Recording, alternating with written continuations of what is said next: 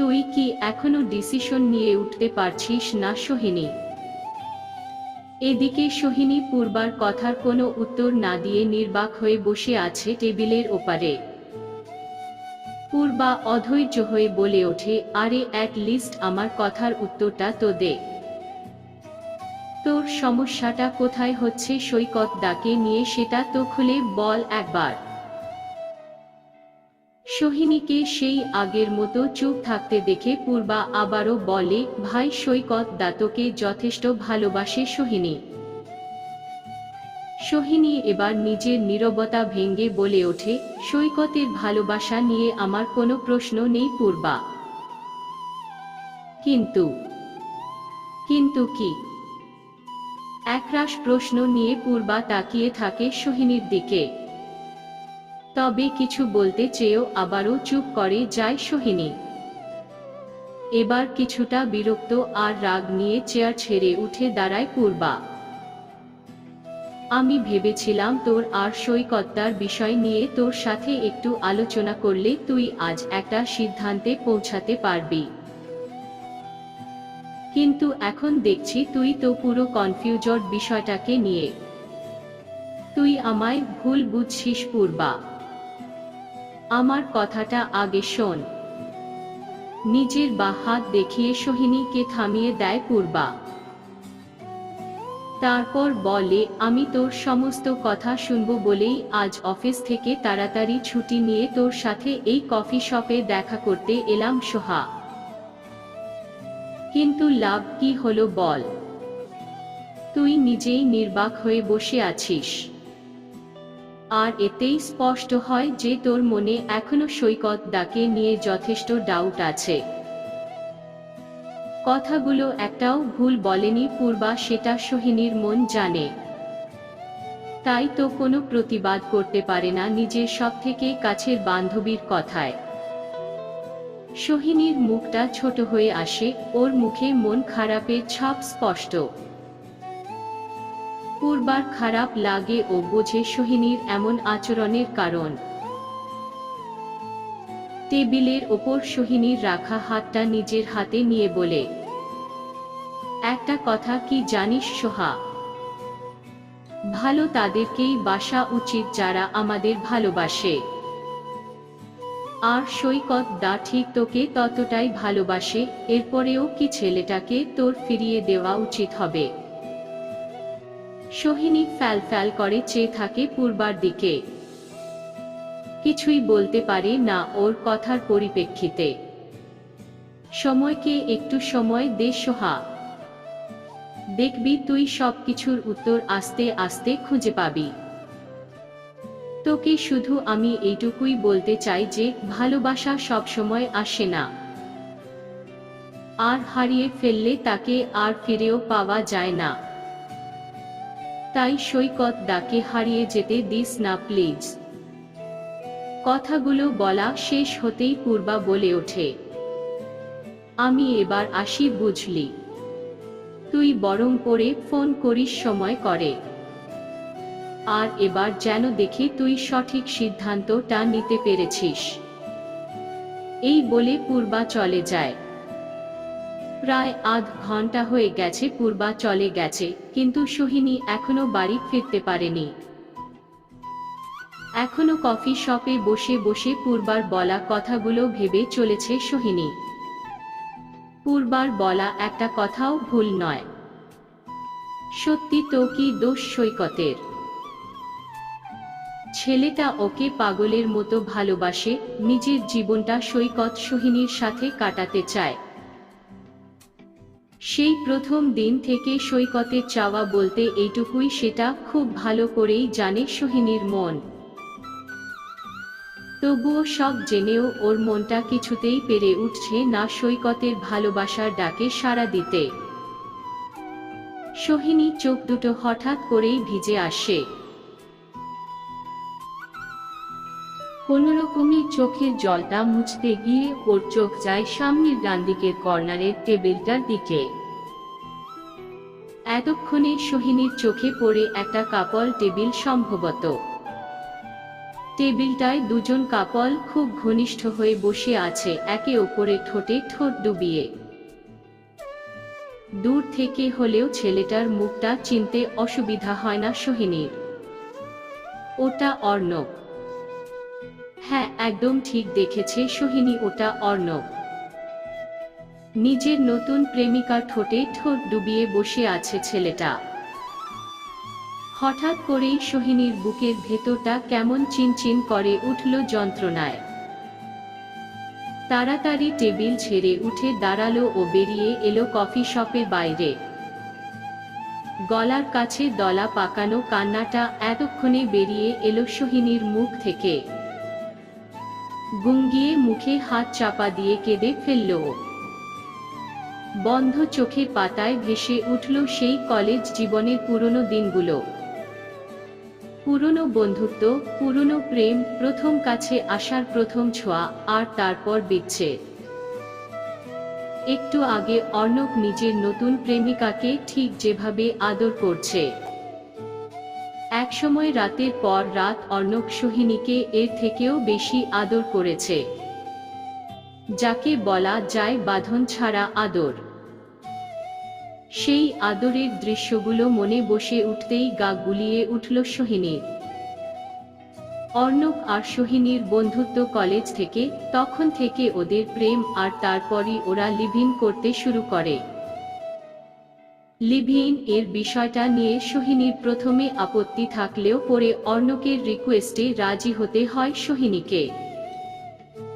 কিন্তু ও কখনো কল্পনা করতে পারেনি যে একটা মানুষ এতটা নীচ হতে পারে। আসলে অর্ণব কোনোদিন সোহিনীকে ভালোবাসেনি, শুধু ভালোবাসার কথা বলে সোহিনীকে ফিজিক্যালি ব্যবহার করে যাচ্ছিল দিনের পর দিন নিজের ফিজিক্যাল নিডের জন্য। সোহিনীর কাছে এসব তখন অজানা ছিল। ওর কাছে সবটা পরিষ্কার হয় সেদিন যখন সোহিনী নিজের দাদার বিয়ের পর ছুটি কাটিয়ে নিজের দেশের বাড়ি থেকে আবার কলকাতায় ফিরে আসে। সোহিনী ভেবেছিল অর্ণকে সারপ্রাইজ দেবে, কিন্তু সোহিনী জানতো না যে ওর জন্য সেদিন কত বড় সারপ্রাইজ অপেক্ষা করে আছে। কলিং বেলের আওয়াজ পেয়ে অর্ণব দরজা খুলতেই সোহিনীকে দেখে চমকে ওঠে। সোহিনী ভালো করে লক্ষ্য করে অর্ণবকে একদমই স্বাভাবিক লাগছে না। অর্ণবের চোখ দুটো লাল, চুলগুলো এলোমেলো, খালি গা, কোনো রকমে কোমরে একটা টাওয়াল জড়িয়ে দরজা খুলতে এসেছে। সোহিনীকে হঠাৎ করে দেখে অর্ণব একটু ভ্যাবাচ্যাকা খেয়ে জড়ানো গলায় বলে, তুমি এত তাড়াতাড়ি ফিরে এলে যে? তোমার তো আরো এক সপ্তাহ পর আসার কথা ছিল। অর্ণবের জড়ানো গলা শুনেই সোহিনী বুঝতে পারে যে অর্ণব ড্রিঙ্ক করেছে। সোহিনী আর কোনো বাক্য ব্যয় করে না, কি মনে হতেই অর্ণবকে এক প্রকার ধাক্কা দিয়ে ফ্ল্যাটের ভেতর ঢুকে যায়। রুমের ভেতর যেতেই যা দেখে তাতে ওর মাথায় আকাশ ভেঙে পড়ে। অর্ণবের বিছানায় একটা মেয়ে সম্পূর্ণ নগ্ন অবস্থায় ঘুমিয়ে আছে। সোহিনী, প্লিজ তুমি আমার কথাটা শোনো। আসলে বাকি কথাটা অর্ণব বলতে পারার আগেই ওর গালে সপাটে একটা চড় এসে পড়ে। You bastard! রাগে ঘেন্নায় কথাটা বলে সেদিন অর্ণবের ফ্ল্যাট থেকে বেরিয়ে আসে সোহিনী।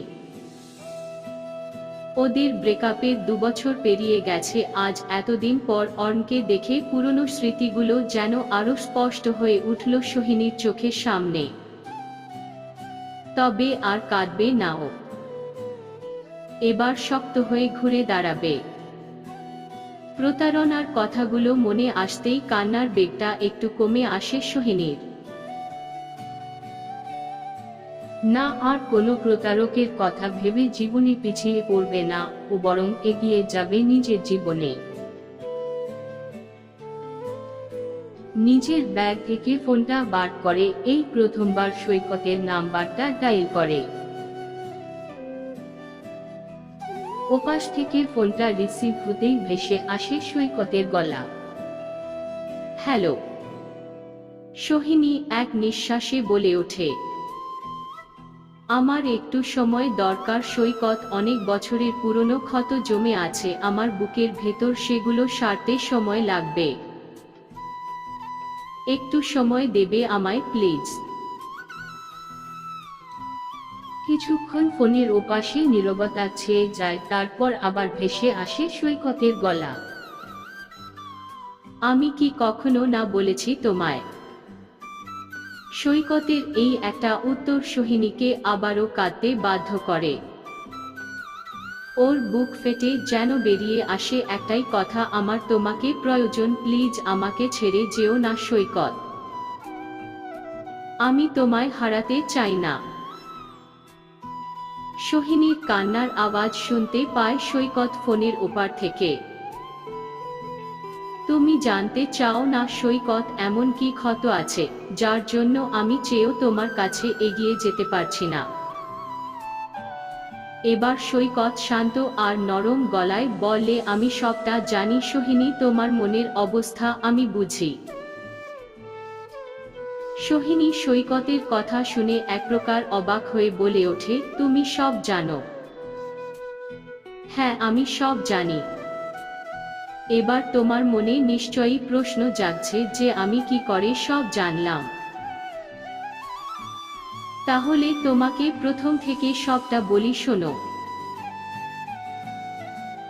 আমি পূর্বের বাড়িতে প্রথম যেদিন তোমাকে দেখি সেদিন ভালোবেসে ফেলেছিলাম তোমায়। পূর্বার কাছে তোমার সম্বন্ধে জানতে চাইলে পূর্বা আমাকে বলেছিল যে তুমি সম্পর্কে জোড়াতে একদমই রাজি নও, তবে এর পেছনের কারণটা তখন পূর্বা আমায় বলতে চায়নি অবশ্য। আমি সেদিন এক প্রকার পূর্বার থেকে জোর করে সবটা জেনেছিলাম। পূর্বাই আমাকে বলেছিল তোমার পাস্ট রিলেশনশিপের কথা। পূর্বা আমায় বলেছিল তুমি কোনোদিনও আমার সাথে সম্পর্ক যেতে রাজি হবে না। আমি ওকে জোর দিয়ে বলেছিলাম যদি জীবনে কখনো বিয়ে করি তো তোমাকেই করব, নয়তো অন্য কাউকে নয়। তারপর? উদ্বিগ্ন হয়ে জানতে চায় সোহিনী। তারপর আর কি? তারপর সিধা তোমাকে প্রপোজ করে ফেললাম। হাসতে হাসতে বলে ওঠে সৈকত।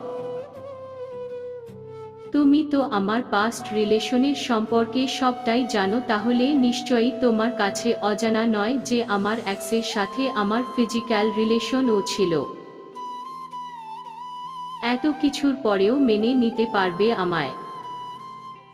ভাঙ্গা ভাঙ্গা গলায় প্রশ্ন করে সোহিনী। বিয়ের সিদ্ধান্তটা ভেবেচিন্তে নিচ্ছ তো সৈকত? কোনো আবেগের বশে নিচ্ছ না তো? আবারও বলছি, ভেবে দেখো আমার মতো একটা মেয়েকে তুমি তোমার জীবনের সাথে জোড়াতে চাও কিনা। স্টপ ইট সোহিনী, কি যাতা বলছো বলো তো? মাথাটা কি গেছে তোমার নাকি? রাগ ঝরে পড়ল সৈকতের গলা থেকে। শোনো, তুমি অতীতে কার সাথে ছিলে, কে তোমাকে স্পর্শ করেছে, কার সাথে তোমার কি সম্পর্ক ছিল তা নিয়ে বিন্দুমাত্র মাথা ব্যথা আমার নেই। আমি শুধু জানি আমি তোমাকে ভালোবাসি, শুধু তোমাকে। আর তোমাকে আমার সারাটা জীবন জুড়ে নিজের পাশে চাই। বিয়ে করতে চাই তোমাকে আমি, নিজের স্ত্রীর মর্যাদা দিতে চাই। এবার বলো তো, বিয়ে করবে আমায়? হ্যাঁ, কাপা কাপা ঠোঁটে বলে ওঠে সোহিনী। তখনও ওর দু চোখ দিয়ে জল ঝরে পড়ছে। সৈকতের মুখ জুড়ে খেলে যায় একটা আনন্দের হাসি, ওর এতদিনের অপেক্ষা বিফলে যায়নি। এই পাগলি, এখনো কাঁদছো কেন? কান্না থামাও বলছি। আমাকে তুমি কখনো ছেড়ে যাবে না তো সৈকত? ছেড়েই যদি যাওয়ারই হতো তাহলে কি আর এত অপেক্ষা করতাম বলো? সৈকতের কথায় সোহিনীর মুখ জুড়ে হাসি ফুটে ওঠে।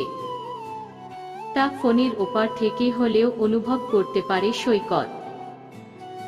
এতক্ষণে তাহলে ম্যাডামের মুখে একটুখানি হাসি ফুটলো, তাই তো? তুমি থাকতে আমার কখনো মন খারাপ হতে পারে? হাসতে হাসতে বলে ওঠে সোহিনী। তাহলে কথা দাও আজকের পর থেকে আর কখনো চোখের জল ফেলবে না। সোহিনী হেসে বলে, কথা দিলাম।